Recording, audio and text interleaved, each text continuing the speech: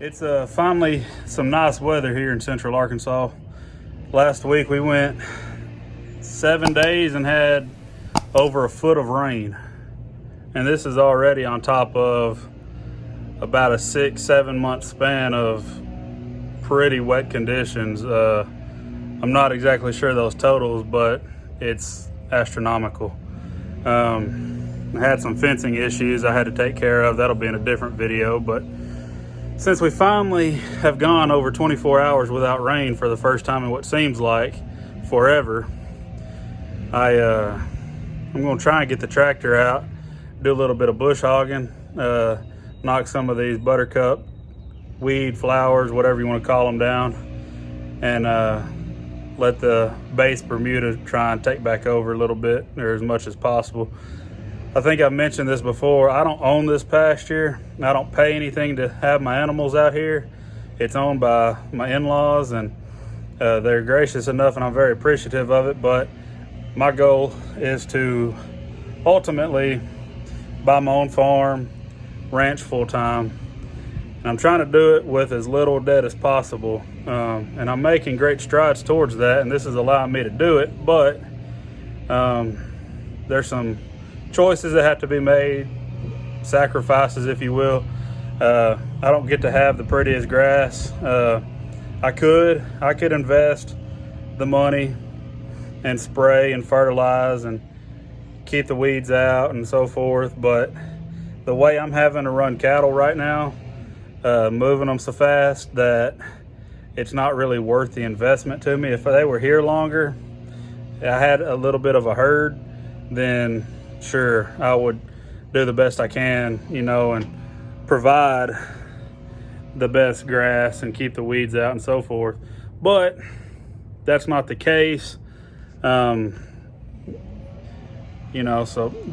they're here a day, 2 days, maybe 3, but that's really it. So in that case, the money spent, they're not going to get to see the benefits of it, especially in the short time from now. I do make sure to keep free choice hay. I feed them each about 8 to 10 pounds of grain. It's a 12% sweet feed, basically. I also give them some range cubes. Some of y'all call it cake. It's about 20% protein.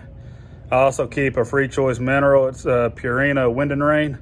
I'm very impressed. If I can find the picture, I will post it at this point in the video.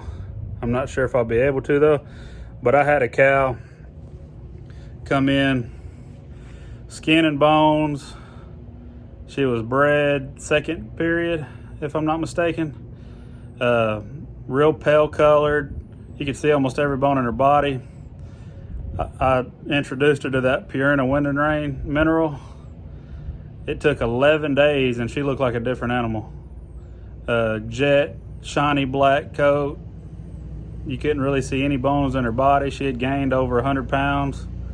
I'm highly impressed by it. I recommend it to everybody, and this is in no way a sponsorship or anything. I guess true testament.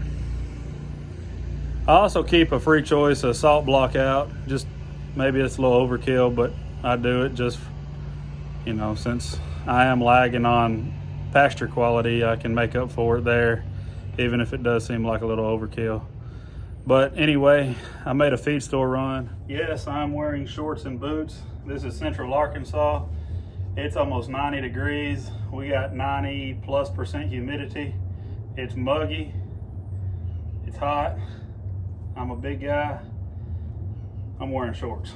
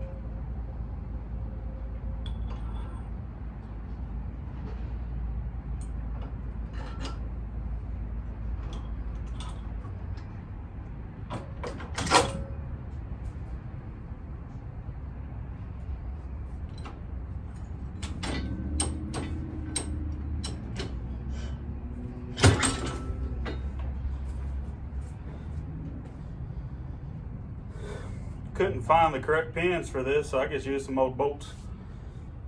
Not recommended for safety reasons.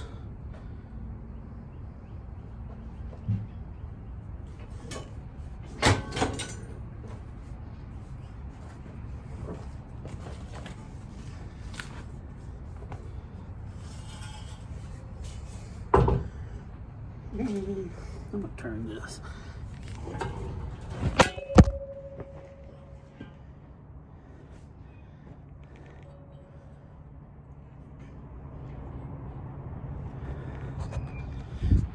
What are y'all doing in the mud? Come on now.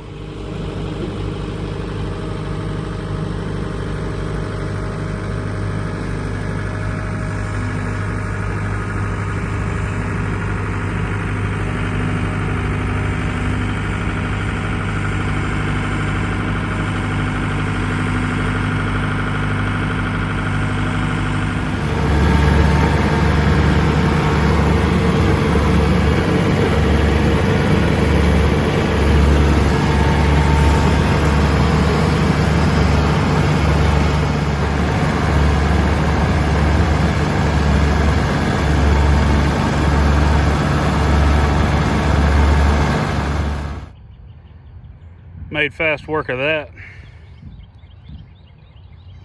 No, I'm just kidding. I still got about half of it to do. That's the east side of the property over this way.